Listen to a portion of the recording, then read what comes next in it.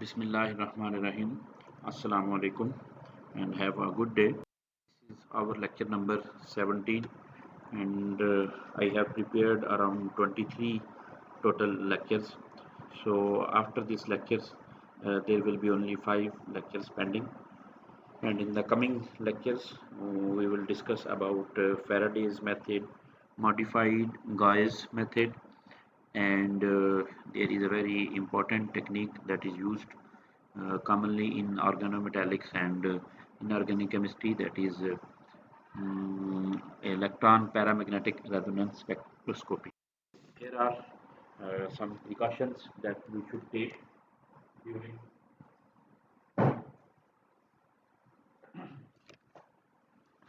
measurement of volume magnetic susceptibility of any analyte, and then we shall discuss about some standard materials which have some constant, or we can say standard value of their magnetic susceptibility, which are used for the calibration process in Gauss balance.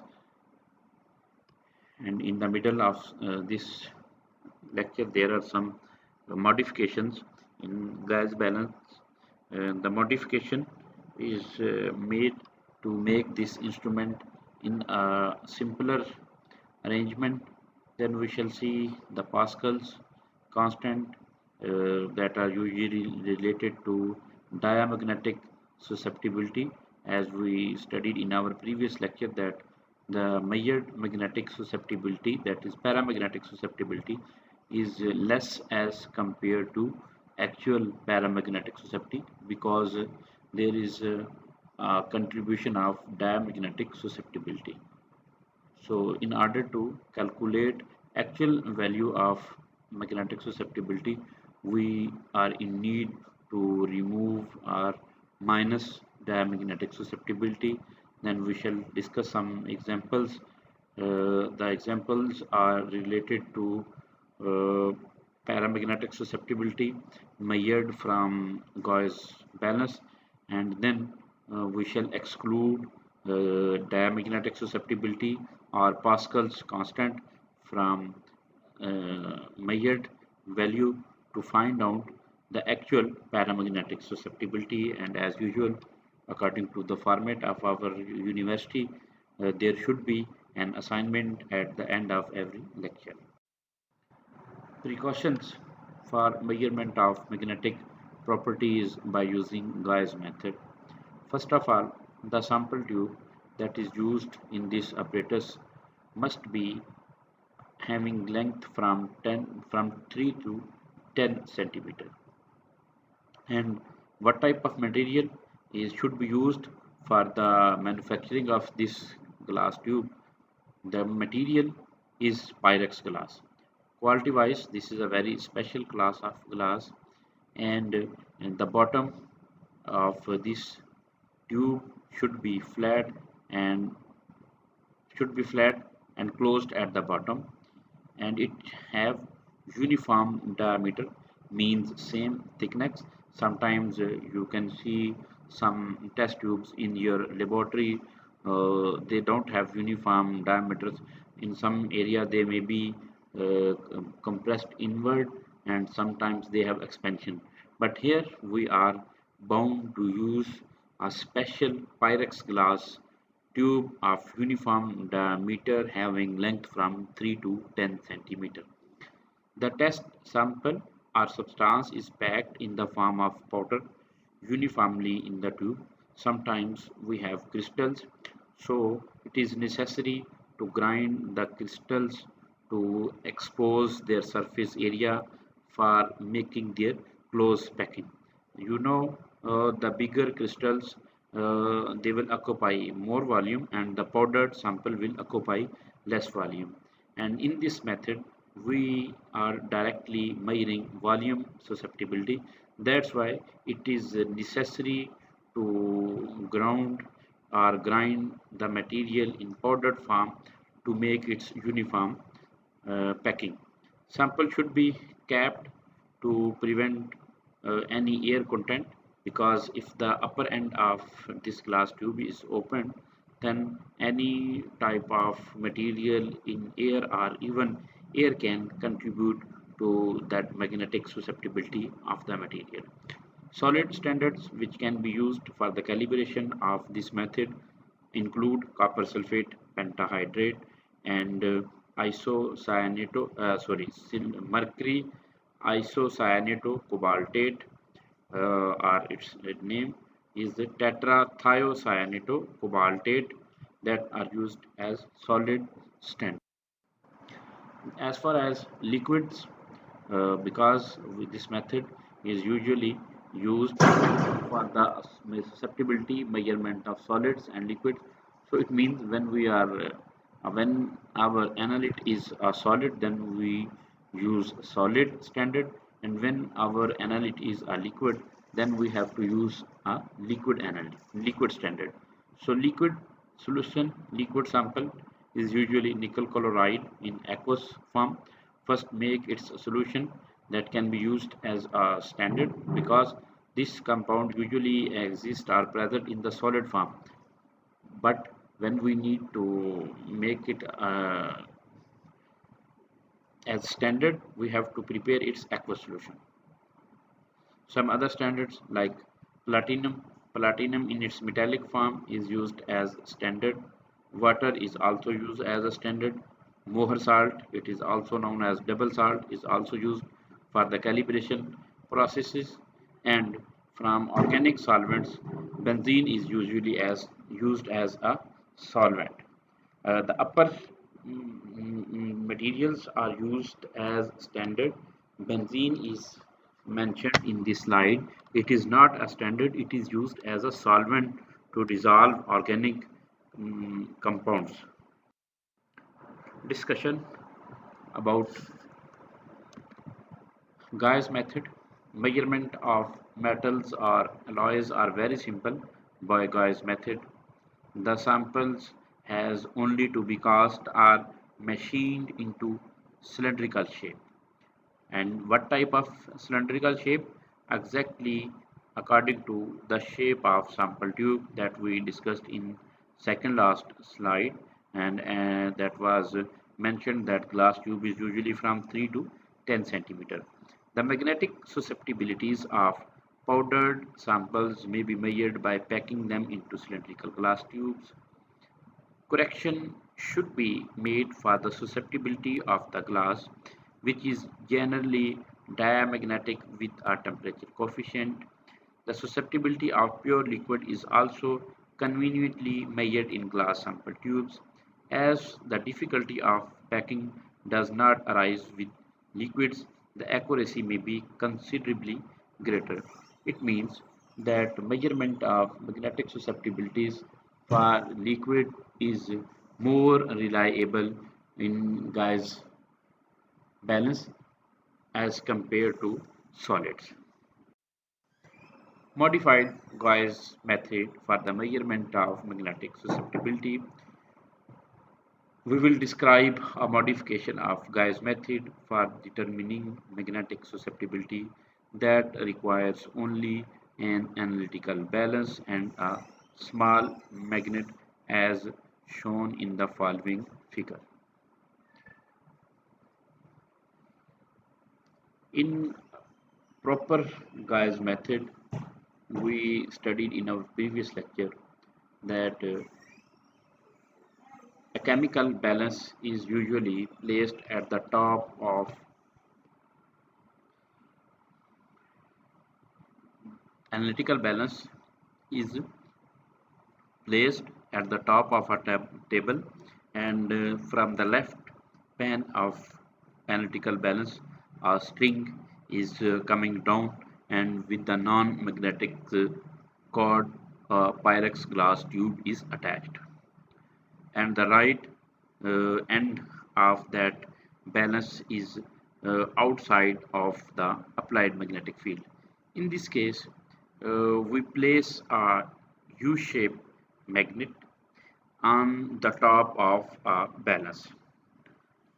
So sample is placed in a tube hanged from the arm of any common standard. And in this case, when there is a paramagnetic material, then we shall see a decrease in weight change because magnetic field will attract material towards itself, so there will be a decrease in magnetic field. In this approach, the solid sample is placed in a small glass tube. A small high field U-shaped magnet is weighed 4 times in the absence of any material, then with the sample suspended between the poles of magnet, then with a reference compound of known magnetic susceptibility suspended in the gap between the poles of U-shaped magnet, then with the empty sample tube suspended in the gap to allow for correction of any magnetic effect on the sample tube. With a diamagnetic sample, the tube and magnetic repel each other, and in case of uh, and the magnetic appears slightly heavier. In common uh, understanding, usually diamagnetic substances are repelled by magnetic field, and we experience a decrease in weight. If we uh, hold a diamagnetic field in our hand and place the materials one side between the poles of a magnet, then we shall see in case of uh, diamagnetic substance there will be a feeling of lightness in the weight. But if we hold a paramagnetic material in our hand and place its one end between the poles of a magnet, then it will be attracted towards paramagnetic substance and we will observe a uh, increment in the weight. But here the balance is at the bottom of U-shaped magnet. That's why the observation is inverse as compared to our common understanding. With a paramagnetic sample, the tube and the magnet attract each other and the magnet appears slightly heavier. The measurement of known compound provides a standard from which the mass susceptibility per gram of the sample can be calculated and converted to the molar susceptibility. More precise measurements require temperature control and measurement at different magnetic field strength to correct for possible impurities. Magnetic susceptibility is commonly measured in units of centimeter cube per mole. The magnetic moment mu is equal to 2.82 into psi absolute temperature and its under root, and T is also written as Kelvin temperature. The unit of magnetic moment in Bohr magneton with 1 mu b is equal to 9.27 into 10 raised to power minus 24 joules per Tesla. From previous lecture, we studied that Gauss method or balance gives us an expression for the volume susceptibility of any analyte, but modified Gauss method provides us gram susceptibility of any analyte. So here this is an important difference regarding the measurement unit of Gauss method, conventional Gauss method and modified Gauss method. Paramagnetism arises because electrons behave as tiny magnets, although there is no direct evidence for the spinning movement by electrons. A charged particle spinning rapidly would generate a spin magnetic moment, and the popular term has therefore become electron spin. Electron with magnetic quantum number, that is spin magnetic quantum number, is equal to minus half are said to have a negative spin, and those with having their magnetic spin quantum number plus have a positive spin. The total spin magnetic moment is characterized by quantum number, that is total S, and it is represented by capital S, which is equal to maximum total spin, means sum of ms values of all the contributing electrons. For example, an isolated oxygen atom with electronic configuration 1s2, 2s2, 2p4 in its ground state has one electron in each of its 2p orbitals and a pair in the third subshell. The total spin in this case means capital S will be equal to plus half half plus half and minus half, and the total spin for all of these contributing electrons will become equal to. Advantages of Gauss method: simple apparatus is required to design this balance. The amount of sample is quite large. Even a chemical balance can measure the weight change, means you don't need a very sophisticated balance to observe change in weight. Then simple chemical balance may be used rather than sensitive balance. Disadvantage: the sometimes the similar property may be advantage and the similar property can be a disadvantage. A large amount of sample is required, means sometimes we are doing a multi-step synthesis and we have started with 10 grams or 20 grams of reactant, but after passing through so many steps of synthesis, the product that we have obtained have very less amount. So we don't have enough quantity to send to different institutes, different universities for their analysis. The instrument which requires only a small amount of analyte is sometimes considered as a better option.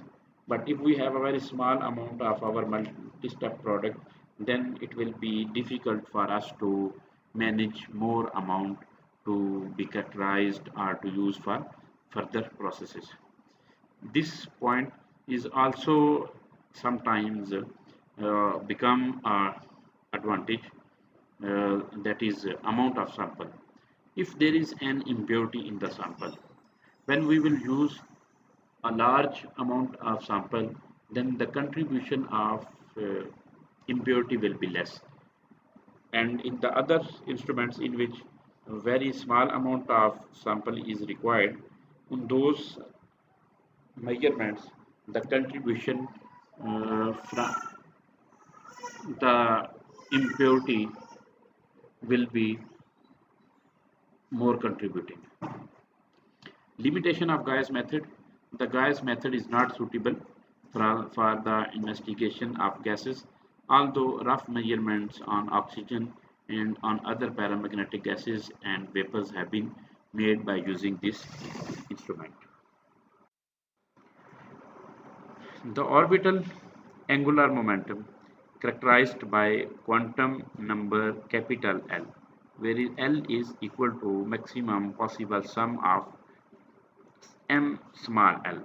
Small l represents angular quantum number of only one electron, but capital L is representing angular momentum of all the contributing electrons, which results in an additional orbital momentum.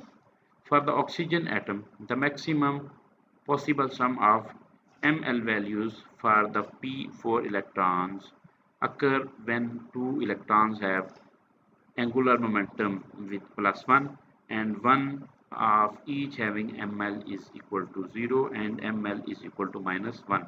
In this case, total angular momentum will become equal to 1.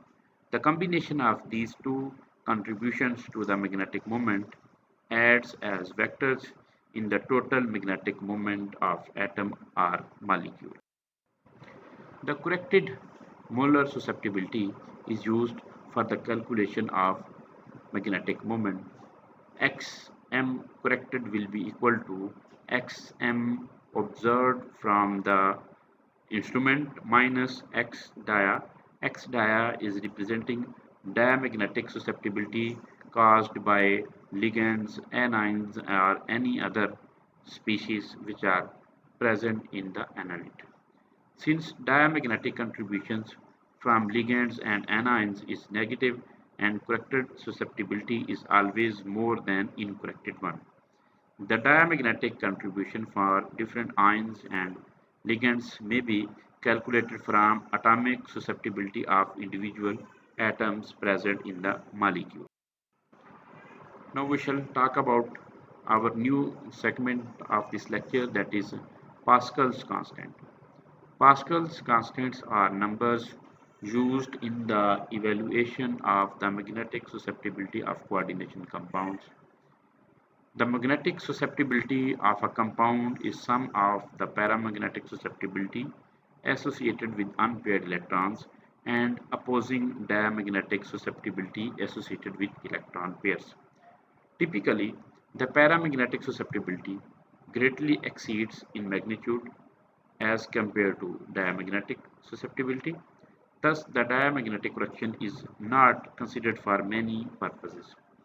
For more precise analysis, however, the diamagnetic corrections are calculated by summing the contributions for the components of molecules. These group contributions are Pascal's constant.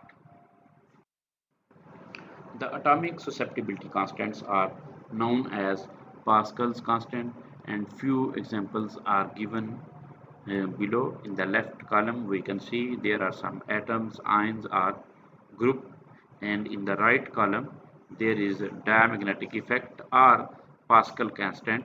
The value of Pascal's constant in CGS system is Nn into 10 raised to power minus 6 gram per gram atom.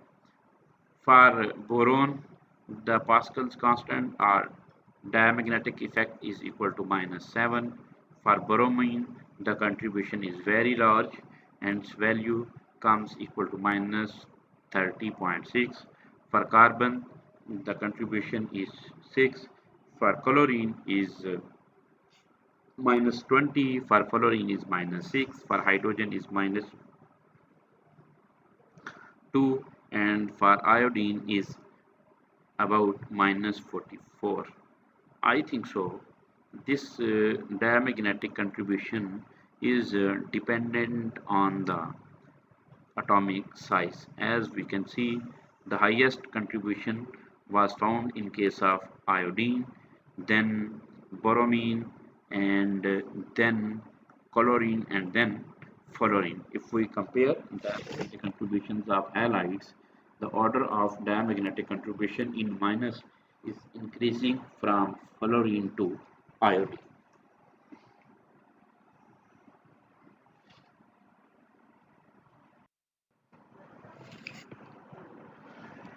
This table for some selected Pascal's constant, hydrogen is minus 2.93, carbon as we studied in previous slide that was minus 6, but if carbon is present in an aromatic ring then its value is minus 6.24.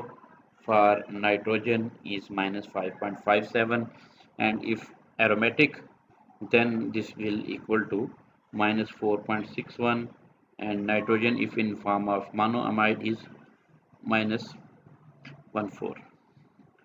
We can see some magnetic diamagnetic contributions are in positive, and these positive contributions are associated with doubly bonded atoms. Means when there is an alkyne, then there is a carbon double bond, that is imine, carbon triple bond, that is nitriles, carbon nitrogen double bond, its value is 1.8. This is diazo linkage. Then there is a carbonyl, its value is plus 6.3, and nitrile C triple bond and negative. This value has a negative symbol minus. Pascal's constant. Calculation for diamagnetic contribution from Pascal's constant can be measured from the formula given in this slide. Means diamagnetic susceptibility is equal to summation of susceptibility coming from different atoms plus summation of susceptibility contributed by different bonds. So in the coming slides, I'm going to present some typical examples. From that examples, we can see the diamagnetic. Here is example of pyridine. In pyridine, you can see there are total 5 carbon atoms in the ring, 1 nitrogen atom and 5 hydrogen atoms.